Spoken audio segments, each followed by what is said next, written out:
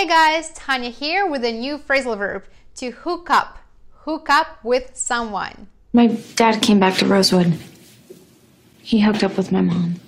And hooked up means they slept together. What happened? I hooked up with Jack. You did? I forgot. To hook up means to begin a romantic or sexual relationship with someone. For example, did you hook up with Mary? I thought you were just friends. I hooked up with one girl at the bar last night. I really like her. Jess and Mike hooked up at the party a month ago, and 2 weeks later they got engaged. Keep in mind, this phrasal verb is informal. That's it for today, guys. Please make sure to practice and make your own sentences with this phrasal verb. Write them in the comments below, and I'll see you soon.